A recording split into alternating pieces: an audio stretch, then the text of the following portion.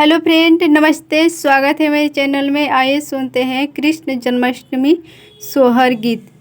जिलावा में जनमे कन्हैया त भादो तिथि अष्टमी के भादो तिथि अष्टमी के हो ललना रोहिणी नक्षत्र बुधवार दिन काली अधिरतिया में हो।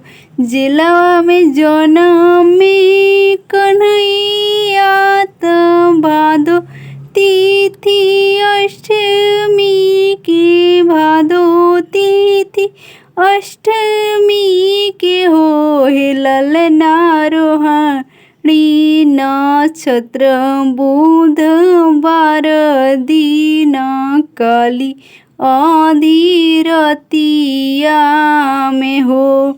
खुली गईले हाथ के हाथ कड़िया त पाव के पे कड़िया त पाव के पे कड़िया हो ललना खुली गईले जेल के द्वारवा सिपाही सब सुती गईले हो।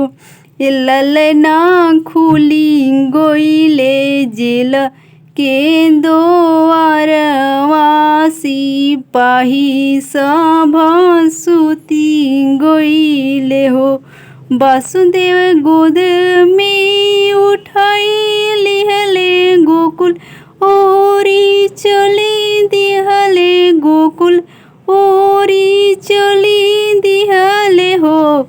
ललना पहुँचले जमुना जी भीतरिया त जल बढ़ियाविल हो।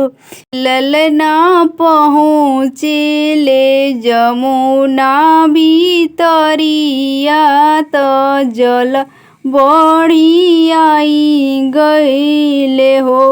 जमुना जी मन में सोचले प्रभु जी आइले बानी प्रभु जी आइले बानी चरण पाखारम हो। ललना देई दिहली पल भर में रहिया त चरण पाखारी के हो। ललना देई दिहली पल भर में रहिया त चरण पाखारी के हो। गोकुल में पहुँचले कान्हा मगन नंद मैया मगन नंद बाबानु हो।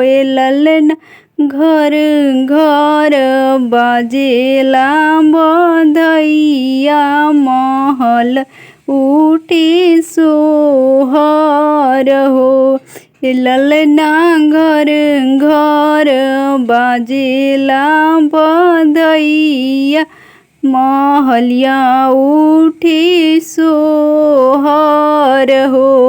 जिलवा में जनमे कन्हैया त भादो तिथि अष्टमी के भादो तिथि अष्टमी के हो। ललना रोहिणी नक्षत्र बुधवार दिन काली अधिरतिया में हो।